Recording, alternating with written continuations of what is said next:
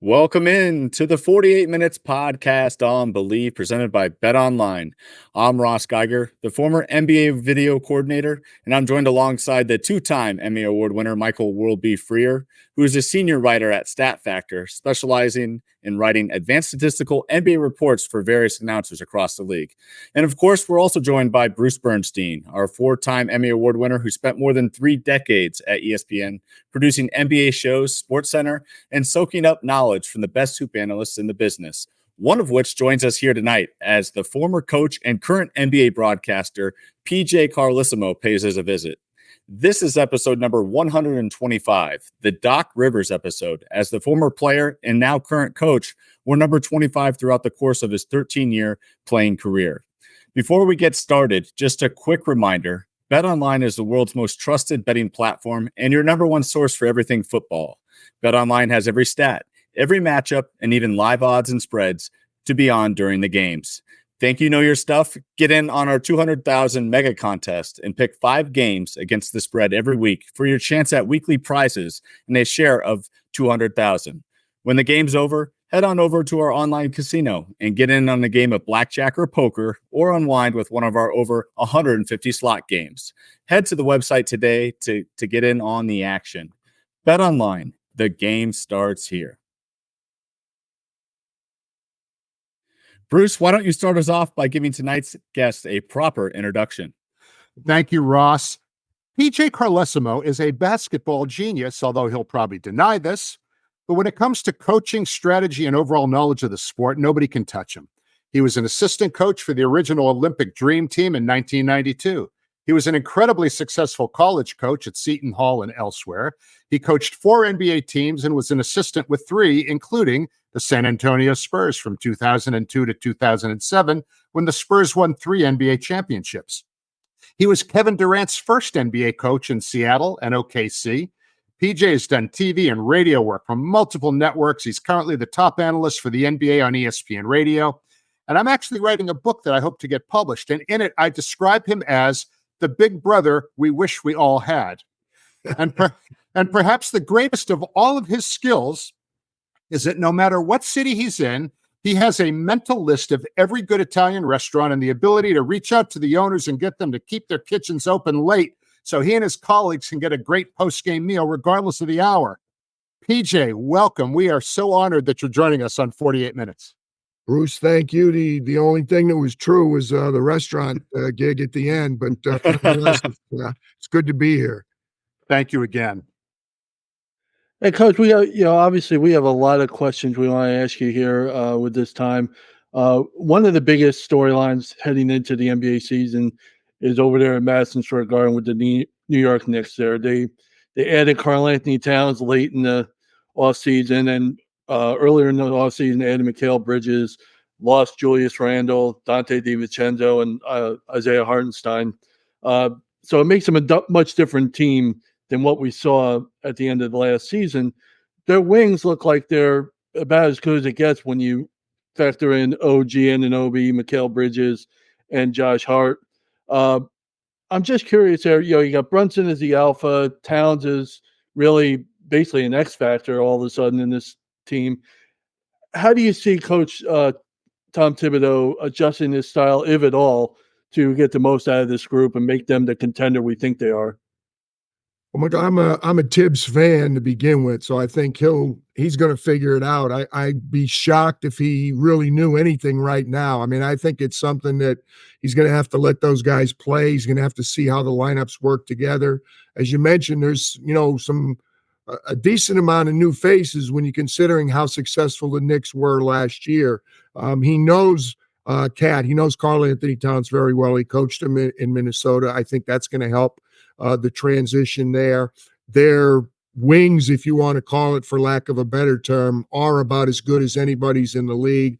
I don't think that's by accident. I think they know if anybody's better, it's the Boston Celtics, and that's the team that, the roads to the Eastern Championship still go through Boston until somebody knocks them off, and they are so good at the wing position themselves. So I'm sure that was somewhere in the back of the Knicks' minds when they put this team together.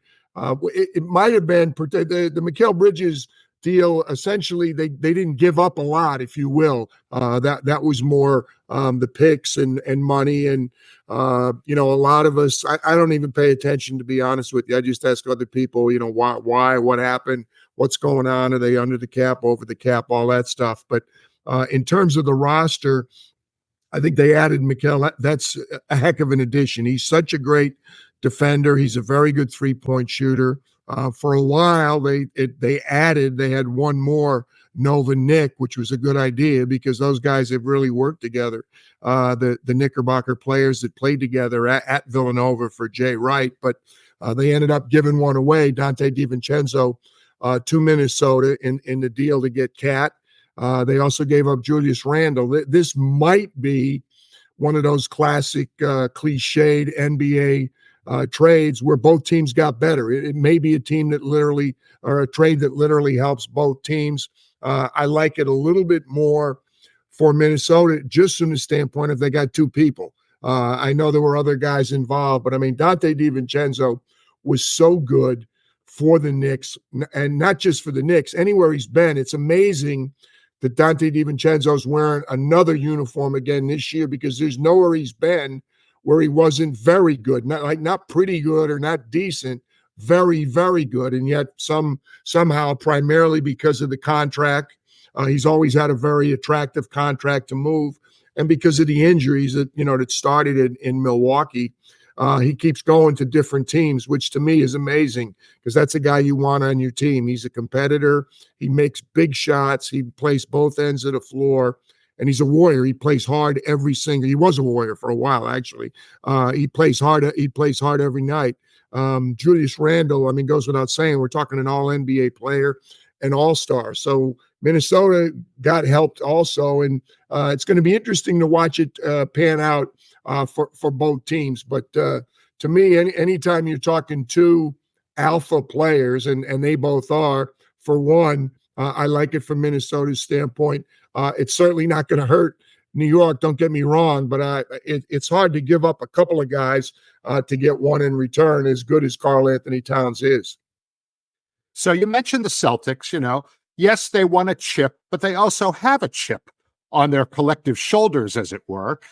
Some have said that, both Jayson Tatum and Jaylen Brown both have some beef coming into the season. Tatum got his ring and he got his gold medal, but Brown was finals MVP. And Steve Kerr limited Tatum's minutes in Paris. Brown was pissed off that he didn't make the Olympic team, so that might be his motivation. And three of Brown's teammates, Tatum, Derek White, and Drew Holiday, all got gold medals. So there's a lot of this kind of team energies floating around. Do you feel Joe Mazzulla is got the right kind of mindset to blend all that energy properly for another successful run? Bruce, I don't think Joe gets the credit he deserves for the job he's done since he's been in charge. People make it sound like, well, it's easy, just step in. People forget what a great job Ime Udoka did. One of the things that impressed me the most about Joe, particularly first year, is he got the job like a couple of weeks before training camp started, and it was not his staff. He inherited another coach's staff. Now, he worked with some of those guys, and obviously he knew the players, which was an enormous advantage, but it really wasn't a chance to see Joe, working with his own staff. And I think that the job he's done in a relatively short time, he's been in Boston a while. A lot of people don't realize how long he's been there, and he's been a part of a lot of their success. But I just think he's done an incredible job. He's handled a lot of very different personalities. You mentioned what was going on. When you got an Olympic team and you got three guys and another one that could have, should have been on the team, how good a team do you have? It's unbelievable. They had expectations through the roof, which better than anybody. You're living there basically your entire life, or a good chunk of your life. Anything other than winning a championship, every team says at the beginning of the year, the good teams, you put your hands in the first practice, we got a chance to win the whole thing. There's only a couple teams in the league, and Boston and Los Angeles are the first two, who genuinely, if they don't win a championship, it's not been a good year.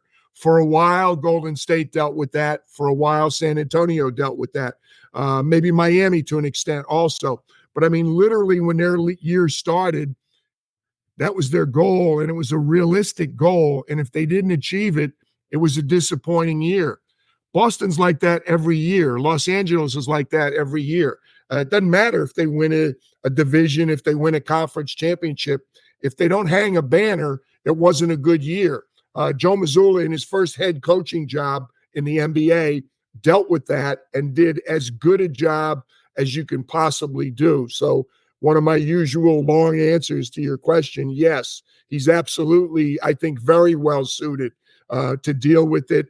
I think he was in the middle, even though he wasn't there. He knows what was going on. He knows how raw the feelings were. I mean, you go back to, I was a voter in the conference finals and in the NBA finals last year, and Jayson Tatum could just as easily have won. Jayson Tatum won that. So already you had the dynamic of the two players going into the finals. You know, who should have gotten the conference MVP? Who should have gotten the finals MVP? Who should have played more minutes in Paris? Who could have been on the team?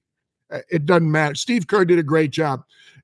When you're the Olympic coach, you have one job: win the gold medal. He did that.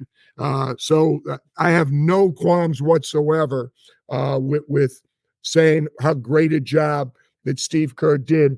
When they decided to go, let me say, blue chip, for lack of a better term. You know, sometimes you'll put a team together, 5 or 6 really good players, and then they'll make sure they got a couple other guys that are just happy to be there. There weren't too many guys like that on an Olympic roster. If anything, it was overloaded. There was no question at some point guys were going to be left out. There were going to be guys unhappy with their playing time. There were going to be guys who were counted on for certain games and not counted on at all other times. It worked out. I wasn't sure it was gonna. It did. You know, we have not won the last 2 world championships. Jayson and Jaylen were both in China. I was there with Pop, not on the staff, but I traveled with them for like 30 days in China. They finished 7th over there. JT didn't even play the medal games, nor did Marcus Smart. That was another team that was top heavy with Boston Celtics. Derek White at the time was on the Spurs, but again, there were four Celtics on that team, I think, if you count Derek White.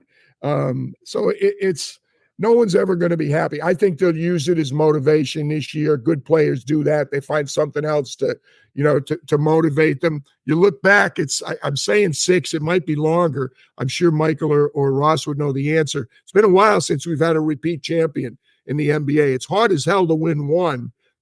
It's a lot harder to win a second one, particularly back-to-back. I was so lucky that 5 years I was in San Antonio, we won 3 championships, which is incredible, but we never repeated. We won in 03, 05, and 07. It was something that we never could figure out. And we started, that following year saying, hey, we have the majority of our team back. We got to win another championship. We weren't able to do it. Now, fortunately, we figured it out. Pop figured it out the following year, and winning 3 and 5 years is pretty damn good. But it's not going to be easy for the Celtics to try and go back to back. But that roster is so much intact. I think they will find things to motivate them. And I still think that, as you well remember, Bruce, I'm the complete. I didn't know what my team was going to do, and I was in every practice. I knew a team as good as anybody, and I never knew what was going to happen. So to try and predict what's going to happen with anybody else is impossible. But having said that, who is the best team in the league? To me, it's simple. First of all, they're the defending champs. Secondly, the roster is virtually identical to what they had. If anything, it's a tiny bit better. If they're healthy, the Celtics are the team to beat. There's no question about that. So, Coach, the last team to go back-to-back was actually the 2018 Golden State Warriors. So it has been a little bit now. Yep. And, of course, I'm right there with you with the Boston Celtics being the team to beat heading into the season. Obviously, there's a lot of buzz in New York with the surprising acquisition of Karl-Anthony Towns right before training camp. But another team that we got to keep a lookout for in the East is the Philadelphia 76ers. I'm adding Paul George to team up with Tyrese Maxey and Joel Embiid makes a legit big 3 in the East. They also added key rotational pieces that I really liked. Caleb Martin from the Miami Heat. Eric Gordon comes over from the Suns. And Gershon Yabusele, who looked good in the Olympics for the French national team. Very good, yep. They've got an outstanding coach in Nick Nurse, who has a lot of good offensive sets, good mind for the defensive end as well. But with this team, health always seems to be the issue. So since all the big guys got paid this summer, including Joel Embiid with his extension, should Nick Nurse say to hell with 65 games played for Embiid and George and make sure the primary focus is good health for these guys heading into the playoffs? Well, yes and no. Yes, in terms of there's no question, and that was something that Pop was way ahead of the curve before we even talked about load management or things like that. Pop knew or believed it was very important, not that they just were a good team from October through April, but most importantly, that they were a good team in April, May, and if you got lucky, in June, which is just essentially usually just the finals. And he managed minutes of Tim Duncan and Manu Ginobili and Tony Parker in particular, and other guys. He had other veteran players on those teams over the years. We had Steve Kerr being one of them, Danny Ferry. They had guys who would come in, Kevin Willis, and people kind of forgot those additions. Steve Smith came in. I mean, there were so many guys that came in, and Pop did a great job juggling their minutes. The thing that I would, if Nick Nurse asked me, and he certainly wouldn't, he's smart enough on his own. He's got a championship, and he's won championships in the D League, the G League, and in Europe. Those guys haven't been out of the second round yet. And I don't think you can just assume, hey, we've been here before. I need those guys to be good for conference finals, and the big picture after we beat the Celtics. Yeah, okay. How about let's get out of the second round first? And a big factor in getting out of the second round, I think, is for Joel Embiid and PG for that games played number to be a big number. Because that's been their major problem. They either haven't played enough in the regular season, or they haven't been healthy when it comes to the playoffs. And I don't think it's necessarily, well, let's rest them and they're going to be there at the end. I think you got to establish that you are a good enough player. You know, even though Joel Embiid has been an MVP in this league and always has a lot to say after every game about what the team should have done and this and that. First thing he's got to do is play some games and get out of the second round and establish that they're going to be a good playoff team. And I think with as many new faces they have, as good as they are, I love the additions. I love what they've done with that team. Paul George, first one is a fantastic addition. But I'm not worried about Tyrese Maxey playing the right amount of games. I'm worried about Joel and to a lesser extent about PG. I think they got to play games. I think they have to come together as a team, which I think Nick Nurse will do a good job facilitating that. And I think when they hit late April and May, they better be fresh, but they better be playing well. They better be healthy, and they better have established that they truly are one of the best teams in the entire league. Not the potential that everybody's talked about for so many years, and it hasn't materialized. And there's been a lot of not pretty good, and I include Brett Brown because I thought Brett Brown weathered that long, what was the term? The process that they used. Yeah, what's the process? Years. I mean, you think the coaches that have been there, extremely accomplished coaches, extremely accomplished players, whether it be Tobias Harris or Jimmy Butler and the guys that have been in and out of there, and nothing has materialized yet. So clearly they could be located in Missouri, not in Pennsylvania. You got to show me how good they're going to be. I haven't seen that yet. Hey, Coach, because we've talked about these three teams because they're so in the news with their moves and their success, one of the teams under the radar for some reason is the Milwaukee Bucks.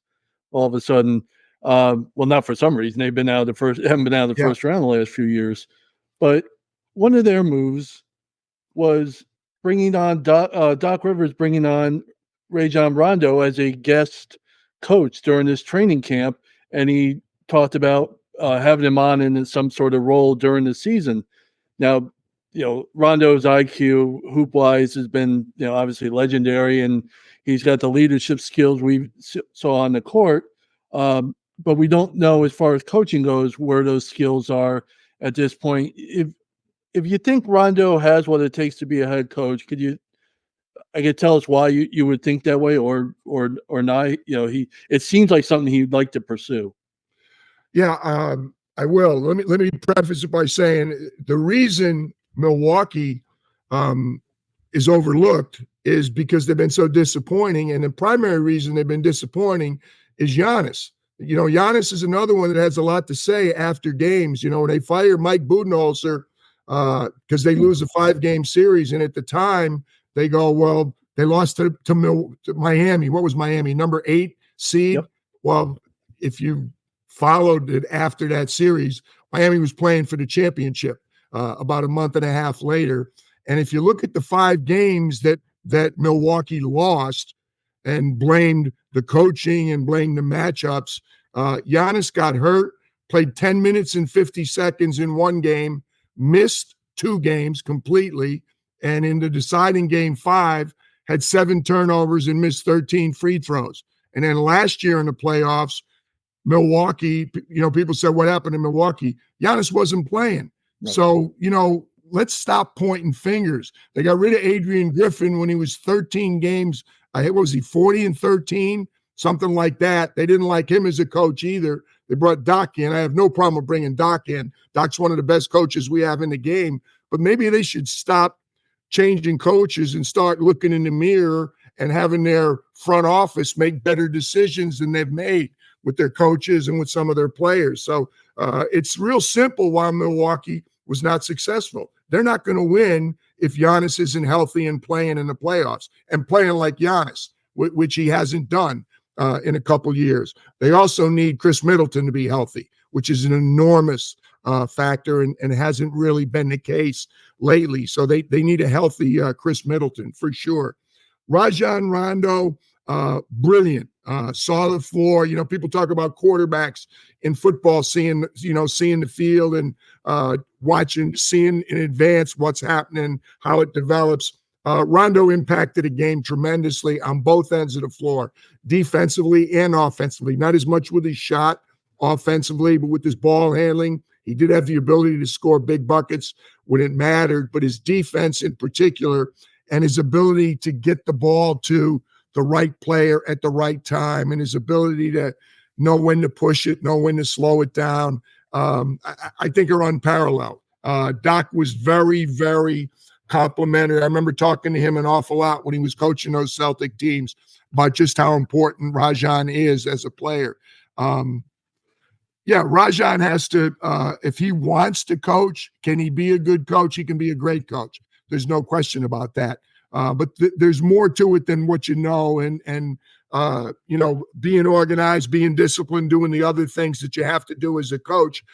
There's no doubt in my mind Rajon can do that and can be not a good coach, can be a great coach. And he's particularly going to benefit from having somebody like Doc as a mentor again, a guy that was a former player in the league, a great guard himself. And obviously an accomplished, has won a championship, has been successful wherever he's been. I think that would be a great situation for Rajon. But as with anybody that's coaching essentially for the first time, sometimes it's a lot different than people anticipate it being. So I think it will be as much watching Rajon. I'm looking forward to talking to him. We've got them. I think we got a game Philadelphia at Milwaukee at some point this year on our ESPN radio schedule. I'm looking forward to, talking to him, saying, how do you like it? This isn't what I thought it was going to be. I don't like it at all. I'm not going to be surprised if he loves it and he thrives on it. But until you do it, it's a little bit different animal. Everybody likes putting the suit on and going out and coaching the game, and particularly when you have a good team.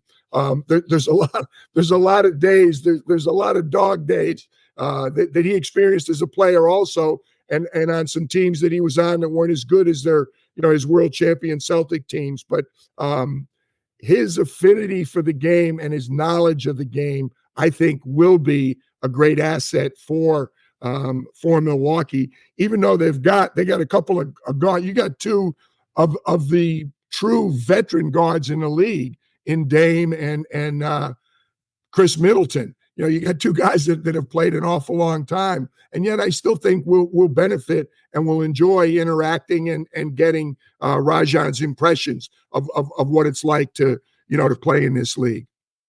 Yeah, one thing about Rondo, I mean, he's never really been afraid of a confrontation, so I doubt that anybody's going to be, pulling any BS on him. No, so okay, so okay, he's been there, done that. Yeah. Hey, yeah. I mean, it's been that way since he was a kid. I mean, he never, this isn't something that's new to him. All right, so we talked Bucks, Sixers, Knicks, Celtics.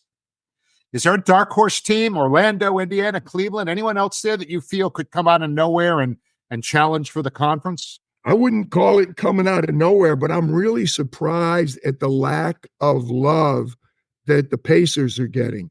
They were so good last year. They played so well. We did their, it was a sweep. You say, what are you talking about? They did so well. It was a 4-game sweep. They were all good games. They were really good games. Ben Mathurin didn't play. They had injuries that were really a factor for them last year. I think a healthy Indiana team, particularly with the great coach, you're talking another championship coach in Rick Carlisle, I think Indiana's going to be in the mix, and I don't hear a lot of people talking about them. Cleveland, I was surprised they made a move. Again, a scapegoat. That's the NBA. Obviously, I'm always coming down in favor of coaches and anti-front offices. But John Blair Bickerstaff did a very good job in Cleveland. Anybody to finger point JB for the job he did, that's a mistake. I want to see the players that had a lot to say. I want to see them step up and back that. Now, I do like Cleveland. Don't get me wrong. I think it's a very good roster. I think they're good. I think Jamal Mosley's done a great job in Orlando. Orlando's ready. Maybe, they got to the playoffs. Maybe they're ready to even take another step. It's going to be interesting to watch them. I think the East is deeper than it's been. Our conversation here, I'm sure I'm forgetting somebody that I really like, and I forgot to even mention him, but I think this is the deepest the East has been in a long time. I think it's going to make for a much more competitive regular season. There's going to be a lot of games. They're not going to be upsets. There's going to be a lot of buildings that are going to be very difficult to win in. And I think the team that comes out of the East this year is probably going to be a little more tested than they've been in some other years. I don't see anybody walking through the Eastern Conference this year as good as some of those teams we talked about earlier are at the top. I just think that it's deeper. It's not as deep still as the West, but it's deeper than the East has been in a long time. Yeah, and speaking of that deep Western Conference, Coach, we're going to bring them up right after this quick break. And welcome back to 48 Minutes. Coach, it's Wemby's world now. Victor Wembanyama, he looks like a future MVP, probably even a Hall of Famer, and he can't even drink red wine with Pop yet. He won't turn 21 till January. Now, you and Pop worked together for years. You've been friends forever. The culture in San Antonio is totally a Pop creation. International players have always thrived there. So what is Pop's secret sauce? I mean, Doug McDermott was on the show with us last year, and he said that the red wine was a real bonding element for them. So is the red wine Pop's secret sauce, or what is it? Well, there's no question that is the secret sauce. It helps when you're as knowledgeable as Pop is. And I've always said, I mean, I learned so much about being with him. After coaching at that point, it was 30 plus years in coaching. He's got a great feel for people, more so than his X's and O's. How good is he X and O's? He's great. But there's very few guys in our league or ladies in the WNBA or in the NBA who aren't good X's and O's. Now, again, knowing X's and O's and getting your players to do them is something else. Pop is great at that. I always said that as much as he knows about basketball, he knows more about wine, and that's true. He literally does. He's more knowledgeable. I would put his knowledge of wine, I think that's on a higher level than his level of basketball. And I don't say that with any criticism in all of his basketball. There might be a bunch of people that know as much basketball as Pop, There aren't too many that know as much about wine. But it's the way he handles people that's their success. Those teams, yeah, you're right. He and RC Buford have been building that franchise since when? 98? They may have been there a little bit before that. But, I mean, flat out being in charge. As RC, I think, is the president now, or they're both presidents or vice presidents, whatever the hell their titles are. They're in charge in San Antonio and have been for a long time. They only want a certain type of individual that starts with talent. It's not like they want choir boys. They want talented players, but they will take slightly less talent to make sure that it's somebody that's going to fit in to that team culture, that's going to play defense, that's going to share the ball, and that it's going to understand. For instance, when number 21 was there, Tim Duncan's the best player. And at key times in the game, the ball's going to Tim Duncan. And even though Tim Duncan is the best player, he's also a great defender. And he's also willing to accept criticism or coaching from Pop. So, like, there's something to that culture in San Antonio that RC and Pop insist upon that has been a big part of their success.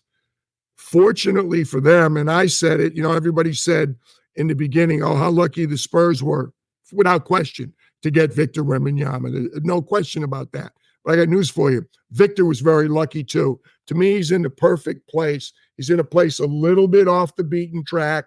He's not under the glare all the time. As good a player as he is, it's not like playing in New York or Los Angeles or Chicago or Boston. There's some semblance of order and some semblance of perspective in San Antonio. And I think that's helped Victor.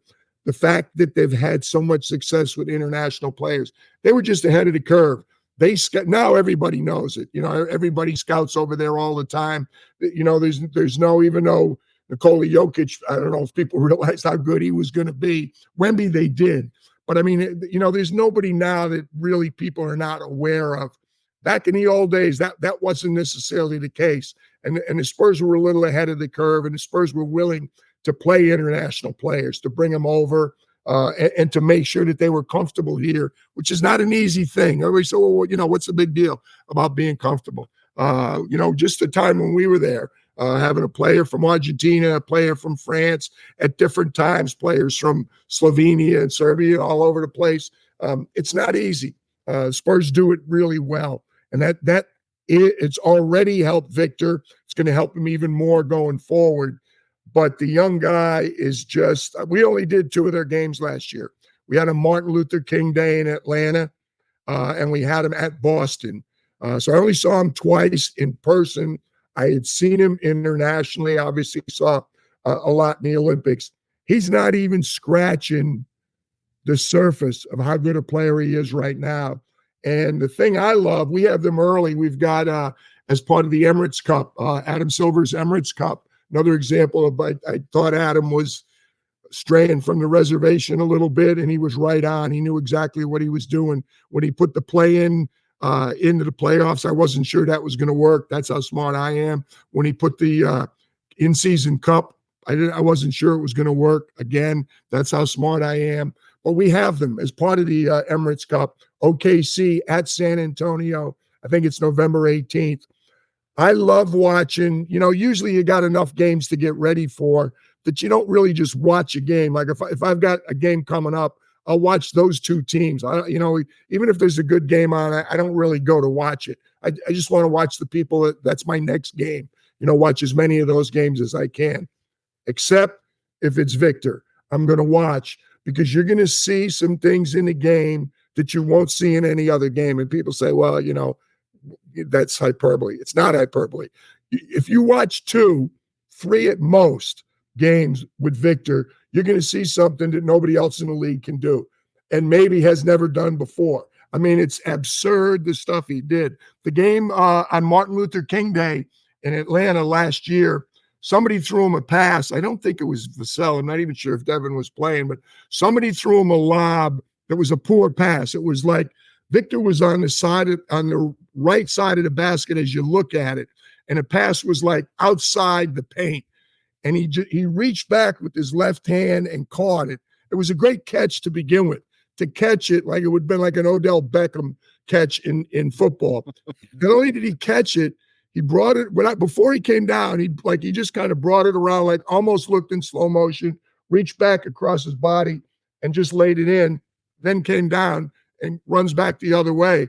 I said to Marc Kestecher, who I'm lucky enough to have as my play-by-play partner and a great friend of yours, Bruce. I said, Kesty, we can't. I know it's radio. I can't describe what he just did. He made it look so easy.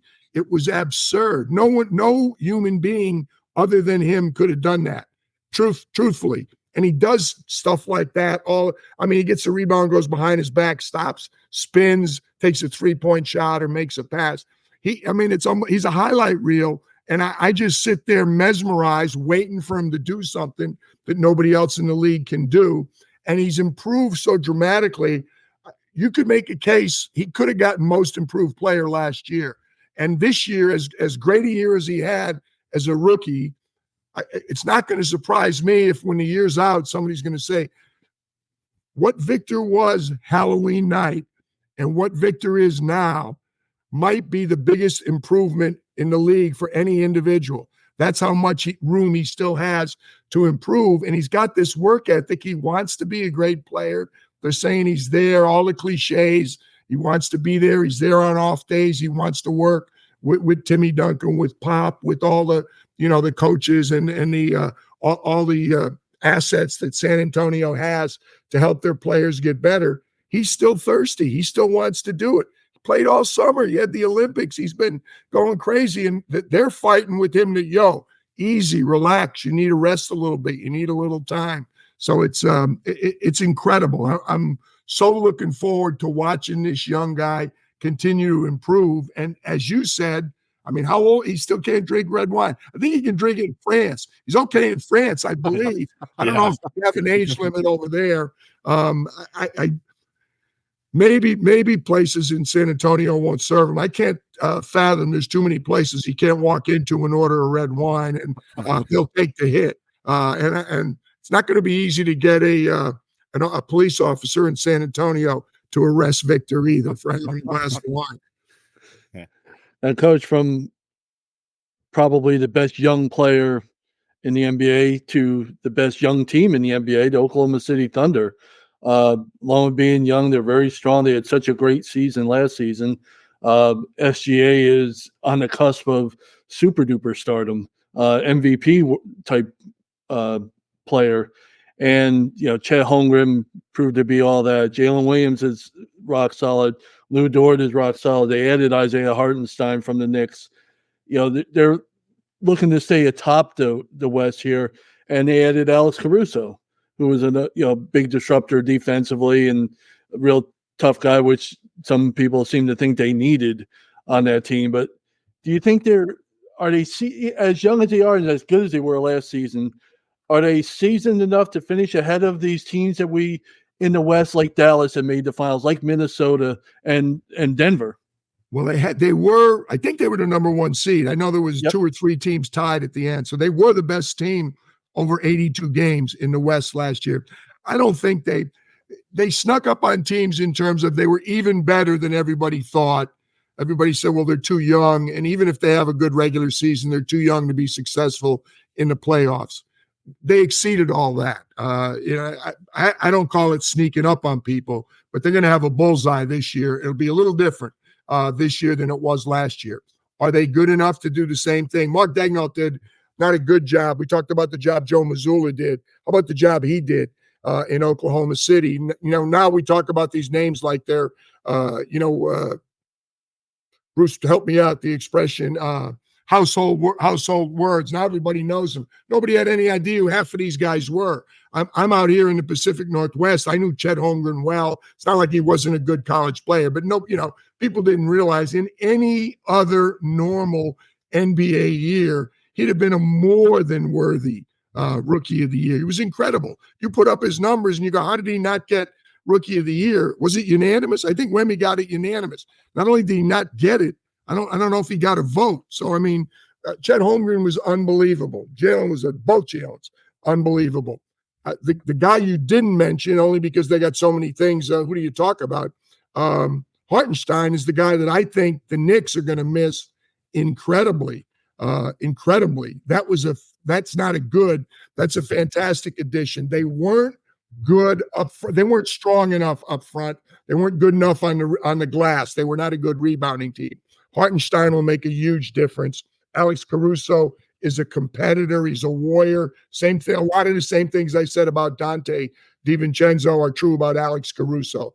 He's a defender. He's on the floor getting loose balls. He's making three-point shots when it matters, and he's going to be a pest on defense, whoever he's guarding. So great additions. The West is just a bloodbath. First of all, you need to be healthy, and they were primarily healthy last year. Celtics were incredibly healthy. Every year, the team that wins the whole thing, when it's over, that's usually one of the first things you're going to say. Boy, they were lucky with injuries. They didn't have as many injuries as anybody else, or their best players didn't get hurt. That was true of Boston last year. That needs to be true of OKC or whoever comes out of the West, because it's going to be night in and night out. The games, the level of the games are going to be incredible. So I'm not going to be surprised if they're in the mix again. They're still young. They did do. I don't think they embarrassed themselves by any stretch in the playoffs, but the playoffs, it's almost home court matters. But I'll tell you, 1 through 8 in the 1 through 10, I better give Adam the Emirates Cup its due. It's not. There's going to be upsets. There's going to be a bunch of upsets in the West this year. There's just too much parity. There are too many teams that are loaded as long as they stay healthy for the playoffs in the West not to be one of the more entertaining playoffs we've seen in a long time. Yeah, and I think bloodbath was the best way to kind of describe the Western Conference heading into the new season. I do see upsets coming, but with upsets, Coach, we asked you about a dark horse in the East. Who would be your dark horse in the West that maybe we're not talking about? I guess I can't say Golden State. You can never call Golden State a dark horse, but they have a ways to go with you start with two pieces, guys that got a whole bunch of rings between them. I wouldn't call them a dark horse. How about Phoenix?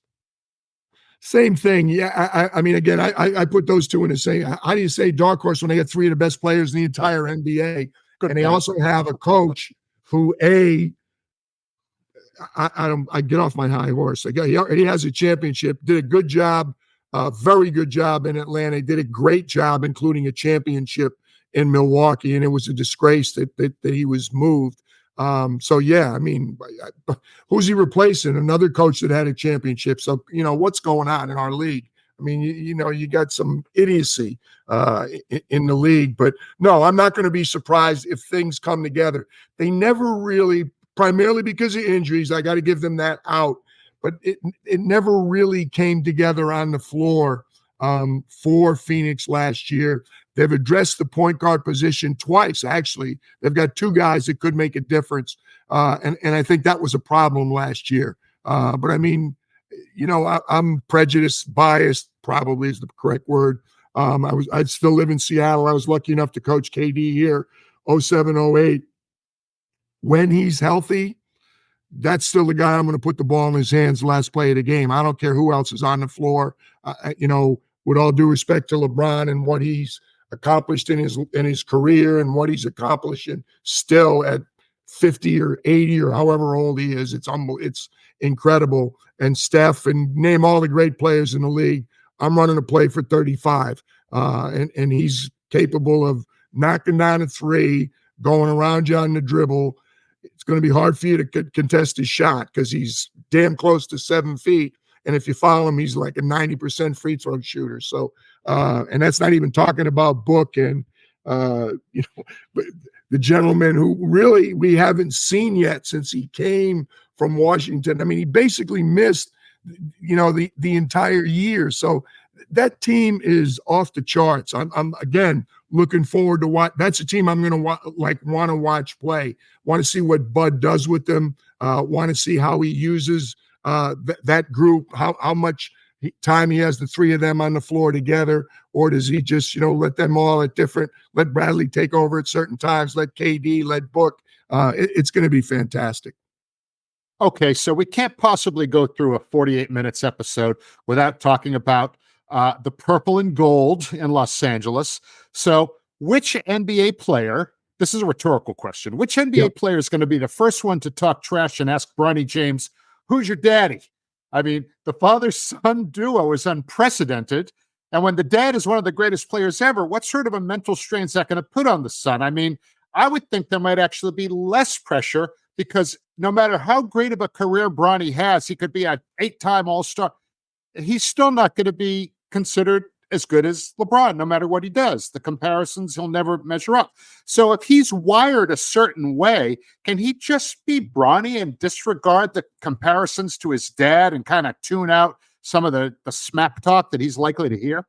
No, I don't think so. I feel badly for him. I just think he was in an impossible situation growing up, impossible situation at USC, and he's in a tough situation now, whether he's playing for the big team or whether he's playing for the G League team. But it is what it is. I also know that their relationship is fantastic, so he wouldn't trade it with anybody. I mean, it's growing up as LeBron James' son is phenomenal, and I know Bronny enjoyed it, but boy, it hasn't helped him as a basketball player. I just hope that he's going to be able to thrive.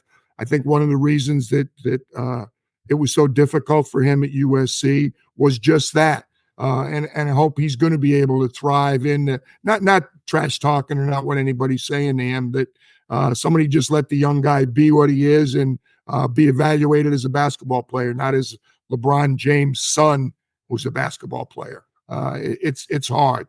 And the Lakers, JJ, another buddy of ours, Bruce, somebody that, last year's working for ESPN, ABC, and this year he's making decisions. We talked about Rajon Rondo, how different it's going to be for him first time as a coach. It's going to be different for JJ, and he's coaching one of those two franchises, and I'm certainly not slighting the Knicks or anybody else, but I was at the last time the Knicks won, I was at both of those. I was just in college at one and just out of college the other one. So that goes without saying, it wasn't just a different century. It was many decades ago. LA and Boston, look at what's happened with the coaches the last couple of years. I personally think Darvin did a great job. I thought he had a great handle on the team, what he had available, and I thought that he got them to play. If you told me last year that Bron and AD were going to be able to play as many games as they played and play as effectively as both of them played, I would have said, no way. Just the recent years before that, it's not going to happen, but it did. So, LeBron, forget about it. I'm tired of trying to say this guy's getting up there and he's not special anymore. If you watched him in Paris, you saw how special he still is. They're not the problem. Those guys, they have two of the best players in the league. Those other guys better be ready to step up because they got two guys that set a pretty high bar. And JJ is going to be confronted with what all the great Laker coaches of the past have been confronted with. When are you going to hang a banner? Especially now, Bruce, your team's hanging. They're one up on them now. They're not tied with banners anymore, so they got to catch up. So that's JJ's mission. In one sense, I like it. Everybody would like the opportunity. I should say everybody other than Danny Hurley would like the opportunity to be there. But it's a tough job right now, and especially tough in the Western Conference that we talked about. Now, Coach, one of the players in all of basketball that people are going to have their eyes on isn't even in the NBA yet. It's Cooper Flagg down there at Duke now, coming off such a hyped up prep career. He's now, playing for the Blue Devils and presumably will be in the draft next season. From what you've seen from Cooper Flagg, can you size up his game for us? Like what you think his greatest qualities are as a player? And do you think he is, I know it's a cliche word, do you think he's a quote unquote can't miss player at the next level? Yes, and I hate to say that about anybody. I'm so tired of hearing about guys, how great they were, and particularly Cooper. I'm going to say the wrong state. I lived and coached in New Hampshire for a year. I think he's from Maine, but I'm going to say the wrong one, of Maine, New Hampshire, and Vermont. I heard so much about him, how great he was. I saw him a little bit. I saw him, Adams. It wasn't the Emirates Cup last year. It was just the Cup. I told Adam we should call it the Silver Cup. He wanted no part of that. In fact, he was upset at me for saying it. But on the night in between, last year was Thursday, Saturday, I believe. Friday night, Cooper Cup played his team, and I'll think of it because I coached Kevin Boyle, his player. Montverde played somebody from Chicago, another prep school from Chicago. So I saw him in person for about 15 or 20 minutes. I was getting distracted, but I was the one yakking away as always. I was with Rob Pelinka and Bob Myers, and we were talking so much, and I really wasn't watching. And I heard all this, can't miss, first round, all this stuff. And I'm going, yeah. He hasn't even played a college game yet. Having attended the practice sessions in Vegas against the Olympic team when Cooper was on the select team, yes, there was no hyperbole. He is that good. He's going to be that good. I don't care if he plays, I don't mean it, please don't take it the wrong way, a Kyrie Duke career and only plays a handful of games. I don't care if he plays 35 games and he's terrible in every game. I saw enough in Vegas against the Olympic team playing for the select team. He's a can't miss. He's a warrior. He plays hard. He's skilled. He doesn't back down. He can rebound. He can score. He can put it on the floor. I love him. He's one of the few guys I've seen that lived up to the hyperbole. Luka was another one. I was so tired of hearing about Luka Doncic, and I happened to be over there. I think I was working for Bruce at the time, but I was over there for NBA Academy for Kim Bahuni in Shanghai. And I think it was in Shanghai. And Luka played, if I'm not mistaken, it was Dallas versus Golden State preseason. So I was so tired of hearing, and I hadn't seen him as much as I normally see international players. And it took about 4 minutes of the first quarter. I'm just shaking my head going, damn, he is that good. It's incredible. And that's how I feel after watching Cooper. And I don't mean to say Cooper's going to be Luka Doncic, but all the hyperbole, all I heard, and even I could figure out, it was the same way when I watched Rick Barnes had told me how good Kevin Durant was. And then you watch one practice and you just shake your head going, damn, he is that good. Cooper Flagg is that good. Does he remind you of anybody, Coach? He's the real thing. Excuse me? Does he remind you of anybody? No, he really doesn't. He's got his own game. I probably haven't seen him enough, but there's some comparison. It just blew me away what he did playing against the men, because he's a kid. He's a young kid playing against the men on this year. And this year's Olympic team wasn't one of those. We kind of talked about it a little bit earlier. With Steve Kerr, they didn't put together, let's have 5 or 6 supers and then let's get some young guys and some other guys just to get seasoning for the next Olympics. They loaded up. That team was unbelievable. That team, I don't think it was comparable to 92, but I'm biased. But it was one of the most loaded Olympic teams we've ever had. And Cooper Flagg just came in and said, let's go, lace it up. And he took it right to him. If you talk to any of the players, any of the Olympic players, the 12 guys that were on that team, and ask them what they think of Cooper Flagg, they're going to come very close to saying what I said. None of them are going to say, it was summer. We really weren't going. They're going to say, damn, he is that good. And it was really impressive to watch. And John Shire is going to do a good job with him. Obviously, he's going to get exposure playing in the ACC, playing for Duke. But I don't care if he has a little bit of ups and downs that any freshman always has. If I was the GM, president, whatever the hell the title is, of the team who drafts first next year, I don't need 5 minutes. As soon as Adam says you're on the clock, get his hat and give it to him, Adam. That's my pick. No question. Well, Coach, I'm sure we could make this 48 minutes podcast the 48-hour podcast with you. It's been an absolute joy to pick your brain prior to the start of this new NBA season. We want to thank you for being on our show. And we talk about can't miss player like Cooper Flagg. This is definitely going to be a can't miss podcast for our listeners. So thank you so much for your time here tonight. Ross, Mike, it was great. Michael, it was great being with you. Even though you had Bruce, it was still great being a part of this. And thank you for having me on. Absolutely. So with that will do it for this edition of the 48 Minutes podcast on Believe, presented by Bet Online.